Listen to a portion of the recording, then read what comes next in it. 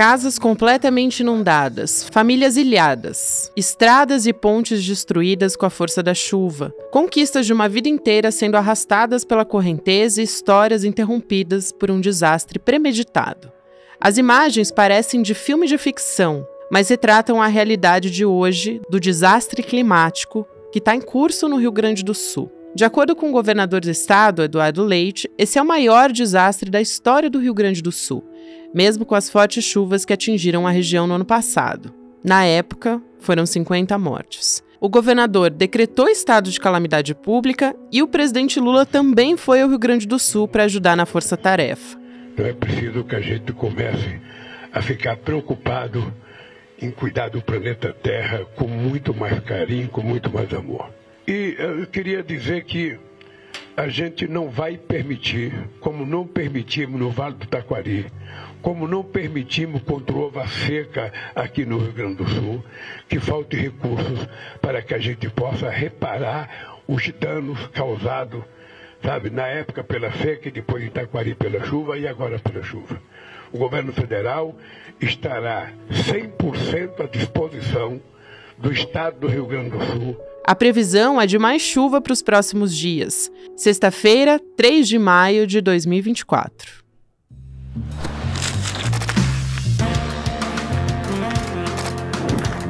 Olá, seja muito bem-vindo, seja muito bem-vinda. Eu sou a Gabriela Varela,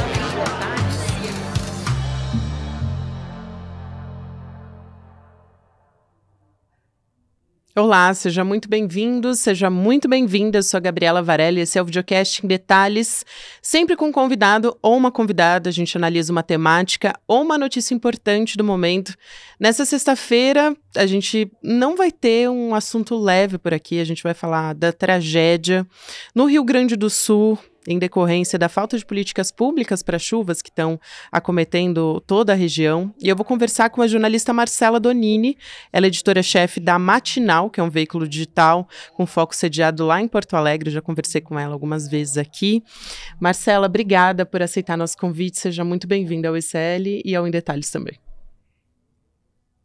Obrigada pelo convite, é um prazer conversar contigo e com o público do ICL. Infelizmente, é a terceira vez que eu venho para falar de mais uma tragédia e de eventos climáticos aqui no nosso estado. Pois é, e talvez essa seja mais grave do que as duas últimas que a gente conversou, né, Marcela?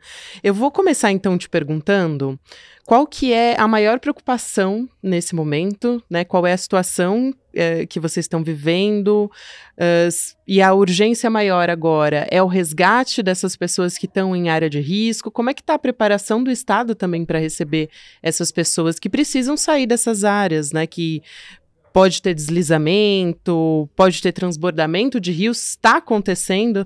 Então eu pergunto para você primeiro, para a gente começar a conversa, a situação de momento. A preocupação de fato são os resgates, porque diferente das enchentes que a gente teve em setembro, que foi a que teve mais mortes, a chuva está muito contínua, então está dificultando muito o acesso, né? E tem momentos que helicópteros não podem sobrevoar porque a chuva continua muito forte. E também a gente teve muitas rodovias bloqueadas, trechos interrompidos, parte de pontes e de estradas que caíram e que também deixaram algumas regiões isoladas. Então é a dificuldade do resgate, dificuldade inclusive de chegar ajuda para algumas pessoas, né? Tem algumas rodovias em Santa Maria, por exemplo, o acesso está muito, que é uma cidade grande, o acesso tá interrompido. Ontem caiu um pedaço de uma rodovia lá. Então nesse momento esse é o problema. E as evacuações que vêm sendo feitas, né, o governador Eduardo Leite ontem fez um alerta mais enfático às 9 da noite para a população do Vale do Taquari, dizendo para as pessoas saírem de casa, né? E às 9 da noite, com a chuva que já vinha caindo há bastante tempo, simplesmente dizer para as pessoas saírem de casa, né, como é que isso se dá? A Defesa Civil tinha falado umas horas antes, na tarde de ontem, que os municípios da região têm os seus planos de contingência e que, inclusive, ganharam um recurso do governo do estado só aqueles que tinham um plano de contingência atualizado. Mas a gente não teve ainda detalhes, por exemplo, do que esses planos contêm, né? Quais são as orientações, porque depois de ter acontecido tantas tragédias no ano passado, a gente teve em setembro, que foi gravíssima, teve em novembro, E agora a gente teve, em janeiro também, uma que não foi tão grave quanto as do ano passado, mas também, também com efeitos bem prejudiciais assim, para a população vulnerável, como sempre, né, que é quem sofre mais. Mas a gente não teve ainda informação de como é que é esse plano, né? Como é que as pessoas, como que elas se deslocam, para onde que elas vão, quais são os pontos da cidade. Eu até ouvi o Eduardo Leite, né, o governador, falando em algum momento, espero que essa mensagem chegue às pessoas. Não, como espera? Ele tem que ter um canal de comunicação com as pessoas, né? Eu entendo que vai partir dele essa comunicação e os municípios têm que ser parceiros, né? O governo federal também, mas precisa existir um protocolo. Ele próprio foi ao Twitter pedir ajuda para o presidente, disse que tentou falar antes, e na coletiva de ontem ele disse, eu não tenho o número direto do presidente, mas eu tentei, eu entendo, não sei o quê. Mas assim, se a gente vem já de uma série de eventos extremos que castigam o nosso Estado, uma questão simples é a comunicação. Como é que não existe um protocolo de comunicação para pedir ajuda federal, se já vem sendo feitos alertas meteorológicos de que seria grave? Ele próprio está dizendo que é uma situação muito extrema, é catastrófica, mas também ele, em alguns momentos, ele dá a entender que é muito atípica, né, que é mais catastrófica, que agora sim é catastrófica. Inclusive ele falou, não é mais um evento climático. Bom, mas a gente teve em setembro um evento bem catastrófico. O ano inteiro passado foram 75 mortes. Já em setembro daquele ano, do ano passado, não dava para dizer que ele tinha sido pego de surpresa. Agora, muito menos. É inaceitável. Exatamente. A gente estar vivendo uma tragédia de novo aqui no nosso estado, do jeito que está acontecendo. Nossa, Marcela, é fundamental isso que você fala, né? Porque dezenas de mortes, 75 mortes, se isso não é catastrófico, eu não sei o que é, né? Inclusive o Eduardo Leite, ele disse que esse vai ser o maior desastre da história que o Estado já enfrentou. Então ele já está classificando assim, em termos de prejuízo material, inclusive ele disse. Então como é que se chega a esse ponto, né? Tem um outro ponto da fala do governador que eu queria destacar também, que ele fez um apelo para o governo federal para ter não só apoio, e aí ele admitiu que esse apoio estava sendo oferecido, mas ele disse também que precisava da liderança e da coordenação efetiva do processo, porque, segundo ele, não tem a ascendência sobre as Forças Armadas para dar articulação e organização necessárias. Ele deveria ter se adiantado, né? Eu te pergunto já praticamente fazendo uma afirmação, porque vários institutos de meteorologia, inclusive o Metsu, já tinham alertado sobre essas chuvas em maio de que seria um mês extremo, na verdade. O ano passado, ele já tinha dito, como você colocou aqui, que tinha sido o governador pego de forma desprevenida. Quantas vezes isso vai acontecer para o governador dizer que foi pego desprevenido, né? E ainda mais num mês de que já estava sendo classificado como um mês de extremos. É muito grave isso. É muito grave. A gente, em novembro, depois do segundo evento mais grave aqui no segundo semestre, que a gente ainda teve em junho, o primeiro grande evento com mortes aqui no Rio Grande do Sul foi em junho do ano passado, está quase fazendo um ano. A gente teve depois setembro, novembro, e agora no verão também teve com menos óbitos. Mas então, depois desse de novembro, o governo do estado criou um plano, lançou um plano, né, de contingência, e o que a gente vem observando, que a gente foi anunciado, então, em geral, essas medidas elas estão muito ligadas a monitoramento, justamente para se fazer esses alertas, né? Um investimento em tecnologia, teve um radar que vai ser mais preciso, né, mais moderno, que vai ser instalado aqui em Montenegro, se não me engano. Inclusive, Porto Alegre era uma cidade que poderia receber esse radar, não vai receber, vai em outra cidade, para que se possa monitorar, porque Porto Alegre está muito próximo à água aqui, né? O Guaíba contorna uma parte da cidade, então era mais interessante que tivesse numa região que pudesse monitorar mais a área terrestre, né? Então isso é uma novidade. Então tem esse investimento em alertas. Mas não é só isso, a prevenção vai muito além disso. Bom, tem alerta, sabemos que vai chover, que vai ser catastrófico. O que a gente faz? Esse plano, se foi lançado em novembro, a gente está em maio, ele já deveria ser de conhecimento da população, porque é isso também, não adianta a gente ter um plano que está sendo desenhado e não chegar lá na ponta, nas pessoas que estão vulneráveis e que vão precisar, às 9 da noite de um dia em que choveu o dia inteiro, sair das suas casas. Elas precisam ter um protocolo, precisa ter para onde ir. E isso que a gente não... São informações que a gente não tem...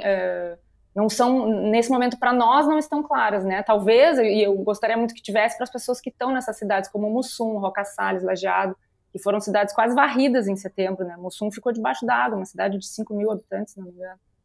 Então, esse tipo de informação muito objetiva de o que se faz, né, depois que acontece, é um dos pontos que tem que ter, não adianta ter só alerta. E outros são questões de prevenção mais a longo prazo, né? Que eu acho que isso é um outro ponto para a gente conversar também. Sem dúvida, inclusive, para aproveitar e trazer essa deixa aqui para você falar de prevenção dos desastres naturais, eu estava dando uma olhada nos dados, a gente teve aqui a divulgação de dados de como o governo Bolsonaro desidratou investimentos para prevenção de desastres, né? Então, no primeiro ano do orçamento, ele definiu que o investimento para prevenir desastres naturais, socorrer os municípios em situação emergencial seria de 1,2 bilhão de reais. E aí, em 2020, subiu um pouquinho e chegou a 1 bilhão e meio de reais. Só que isso foi abaixo do valor aplicado em gestões anteriores a ele. Então, isso também é importante. Agora, quero te ouvir um pouco falar sobre... Você falou sobre o plano de contingência no estado, que foi criado depois de tudo que vem acontecendo, mas de ações conjuntas. Por exemplo, a gente não pode deixar de falar sobre déficit habitacional, que é muito importante. Como é que tem sido a preparação, né? O governo do Rio Grande do Sul tem intensificado esses esforços para reduzir o déficit? Quanto que isso afeta na questão das chuvas e, consequentemente, a falta de políticas públicas para isso também? Essa questão do déficit habitacional, ela fica também bastante a cargo dos municípios, né? Então, o que eu posso falar com mais propriedade aqui de Porto Alegre, a gente está numa discussão da revisão do plano diretor da capital, que já está atrasada, e essa questão da moradia é muito importante. A crítica que tem sido feita, né, à gestão do prefeito Sebastião Melo, é que existe uma política de fatiamento desse plano diretor e alguns projetos já foram aprovados nessa gestão para regiões específicas da cidade, não olhando globalmente para a cidade inteira. Então, em duas regiões específicas, no centro e no 4º distrito, também uma área central, foram aprovados algumas flexibilizações que deixam, por exemplo, para o empreendedor propor os limites que ele quer de altura, por exemplo, porque a proposta é adensar essa região da cidade. O que isso significa, né? Colocar mais gente ali, que é onde tem mais infraestrutura. É uma lógica que faz sentido, só que o que acontece? Existe, e pelo censo agora de 2022 a gente confirmou isso, existe um nível de desocupação dos imóveis nessas regiões, inclusive, altíssimo aqui em Porto Alegre.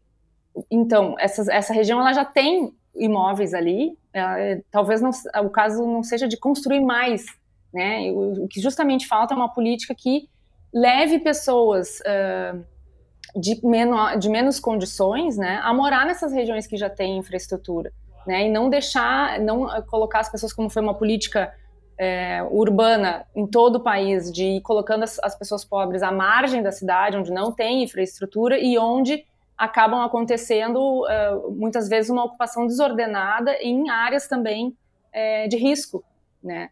Então, se a gente não faz essa conexão da importância da política habitacional quando acontece uma tragédia dessas, a gente está negligenciando uma parte muito importante, porque essas pessoas que têm que sair correndo das suas casas são justamente as pessoas mais vulneráveis, né, que têm as casas construídas dessas formas muito desordenadas.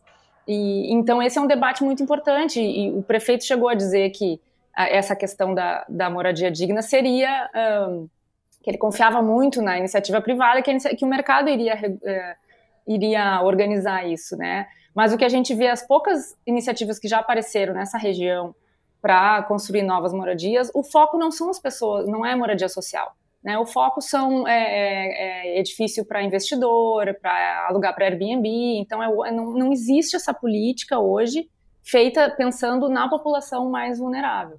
Existe em Porto Alegre um mapeamento das áreas de risco, né? Agora a prefeitura disponibilizou abrigos para as pessoas, mas é sempre, de forma geral, o que acontece no estado também. A gente está vendo acontecer a mesma coisa pela quarta vez, pelo menos quinta vez, né? Acontece o evento climático, tem que fazer resgate, tem que ajudar as pessoas, tem que abrigar, tem que dar auxílio. A gente, lá no final do ano, a gente também acompanhou as pessoas da região das ilhas aqui, que são as mais afetadas em Porto Alegre, demoraram demais para receber o seu auxílio.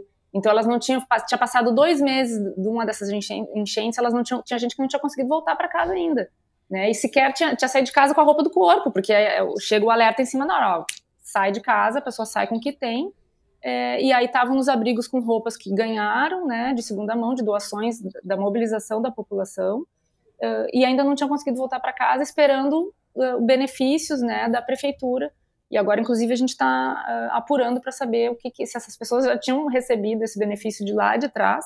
344 milhões para reconstruir as cidades gaúchas atingidas o ano passado. Então, é uma política que, de forma geral, não pensa na prevenção. Ela está sempre atuando depois que acontece a tragédia. E, enfim, é bom a gente lembrar que a gente está em ano eleitoral, né, eleições municipais. Uma política de prevenção, em geral, não dá voto, né? Ela não aparece. Se a gente tivesse uma política de prevenção funcionando e tivesse 0 mortes, talvez eu nem estivesse aqui conversando contigo, o que seria maravilhoso. Mas isso às vezes não é vitrine, né, para um governo dizer que trabalhou na prevenção. Quando acontece essa catástrofe e aí o governo age rapidamente, o que é o mínimo que ele tem que fazer, isso acaba tendo mais vitrine, né?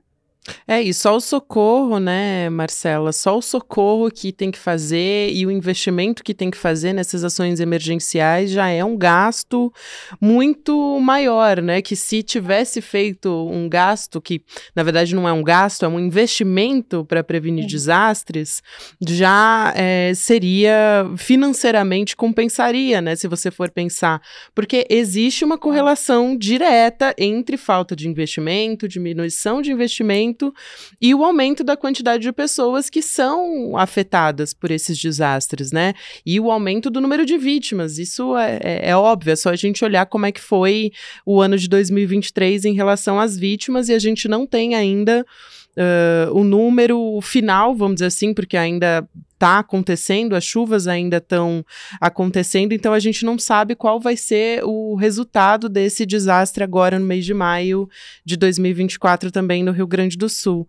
E aí eu quero aproveitar para te ouvir sobre urgências climáticas, porque a gente está vivendo de fato um momento em que se exacerba muito mais, a gente está tendo rompimento de barreiras, a gente está tendo... Até queria te ouvir falar sobre esses fenômenos, porque a gente tem observado, né, as imagens, e são realmente impressionantes, porque a gente está vivendo esse momento não só do aquecimento global, mas de urgência climática de maneira geral.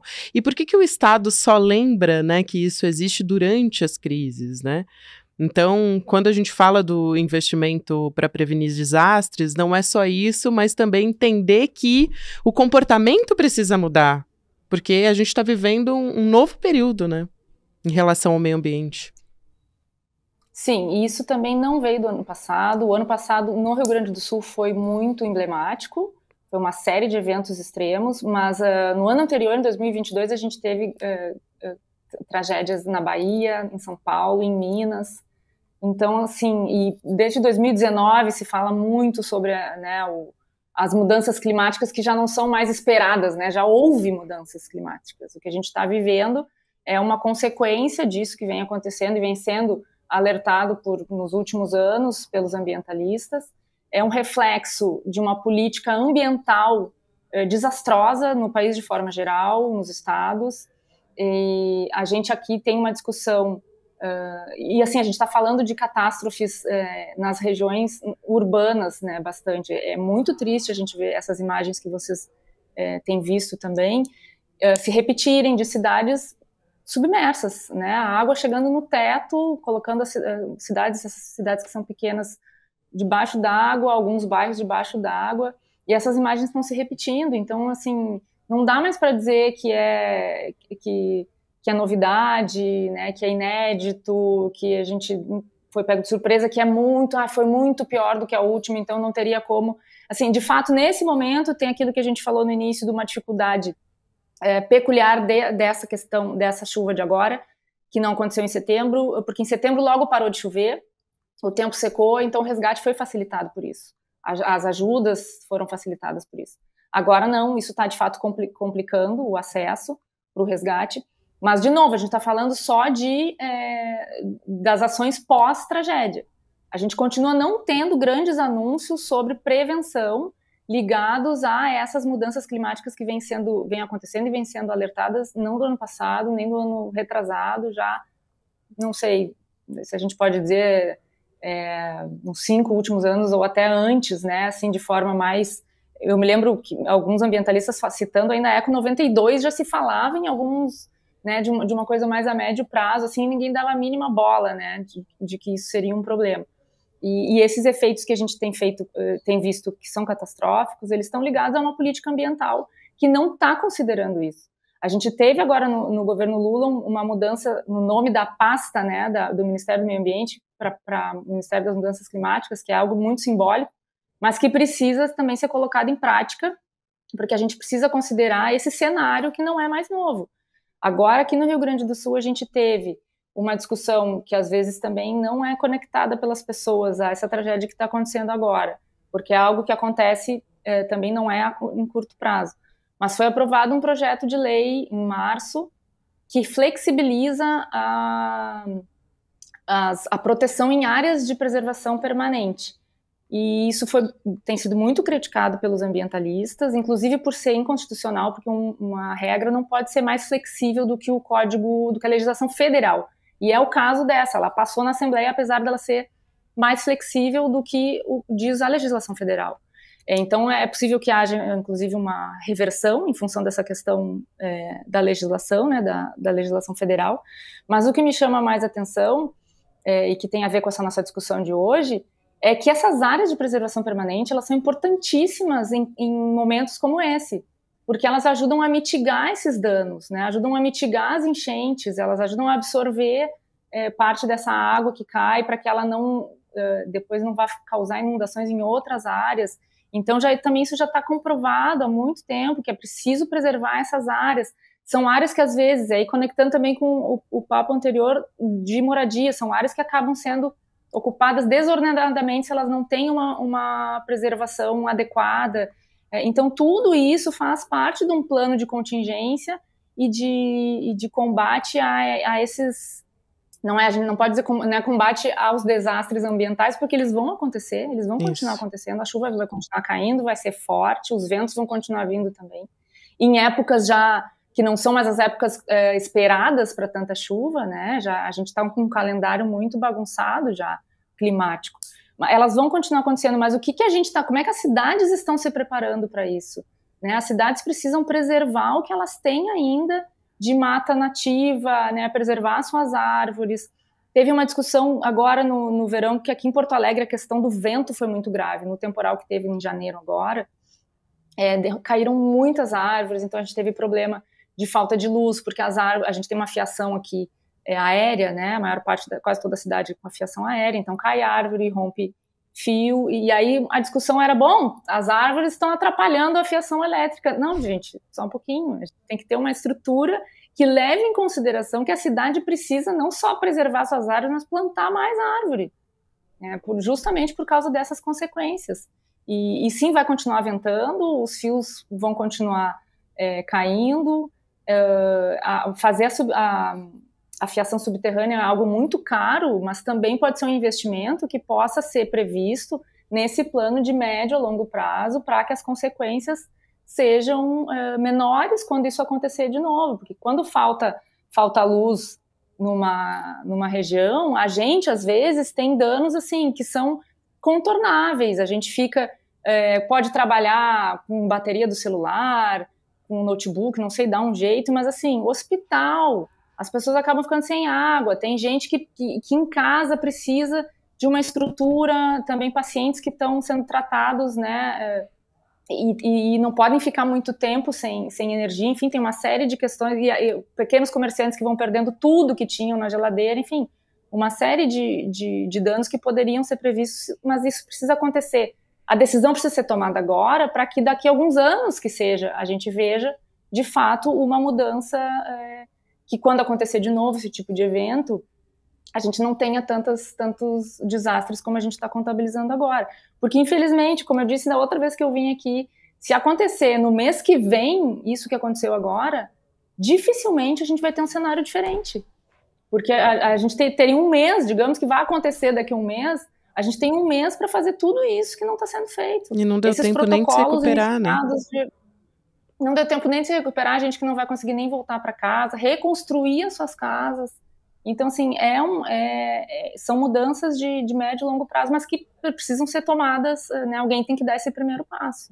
Marcela, quero te agradecer mais uma vez por ter vindo aqui trazer toda essa situação e a gente espera que a situação se resolva o quanto antes e a longo prazo também, não adianta só a gente ficar conversando e a gente com certeza não está fazendo isso, né, mas conversando só durante a crise e sim esperando e cobrando que o poder público efetive de fato melhorias em vista para evitar que essas tragédias aconteçam, né. É até difícil porque a gente não gosta de dizer que é uma tragédia, porque tragédia parece que é um fenômeno que acontece e não é só a chuva, né? Na verdade, a chuva ela não tem culpa.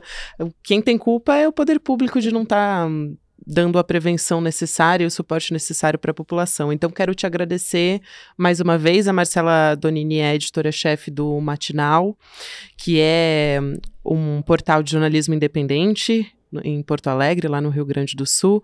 Um abraço e até uma próxima. Obrigada. Muito obrigada. Tchau, tchau. Até mais. Gente, o Videocast em Detalhes fica por aqui. Lembrando, o próximo episódio vai sempre ao ar às 10h30 da manhã, ao vivo no YouTube, onde você acompanha toda a nossa programação. Lembrando também, antes da gente encerrar, tem um recado final aqui sobre o webinário Investidor Mestre 2.0. Se você ainda não está sabendo, então agora você está sabendo. Tudo o que você precisa saber para investir com segurança e rentabilidade.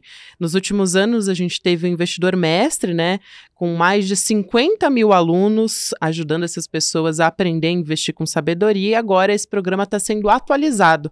Então, a gente vai ter uma aula de lançamento, que vai ser online, gratuita, aberta para todo mundo, a partir da semana que vem, para quem está me acompanhando ao vivo no YouTube. Então, portanto, dia 9 de maio, que é uma quinta-feira, às 8h, o que você vai aprender nessa aula? Como construir um portfólio seguro e rentável. Também as maiores armadilhas dos investimentos, estratégias comprovadas para diversos mercados, insights sobre a economia global e o impacto nos investimentos e também técnicas para gerir riscos e melhorar os rendimentos. Essa aula é para mim também, gente. Eu vou precisar assistir, estou bem curiosa. Preciso melhorar os meus investimentos e com certeza Eduardo Moreira traz sempre as melhores dicas para você começar, para você que não manja nada, gente, de investimento. Segura na minha mão, porque eu também tô nessa, mas assiste o Investidor Mestre 2.0 para a gente aprender a melhorar os nossos investimentos. A partir de agora, você fica com o Mercado Investimentos, depois tem Rolê ICL e depois, às 18h, ICL Notícias, segunda edição. Até segunda-feira. Dia 9 de maio eu vou dar uma aula muito especial e eu queria que você anotasse na agenda, que é uma aula gratuita e aberta para todo mundo. Tudo o que você precisa saber para investir com segurança e rentabilidade. Uma aula onde eu vou ensinar todos os conceitos básicos e necessários para você que não entende nada desse mundo, poder começar essa sua caminhada investindo, guardando algum dinheiro e poder construir patrimônio ao longo do tempo. Repito, com segurança e rentabilidade. Para você se inscrever é muito simples, é só clicar no link que vai estar aqui junto com esse vídeo e poder participar. Chame seus amigos e amigas para participar também, ninguém pode perder uma aula dessa. Eu sei que é uma preocupação de todo mundo e essa aula é a solução.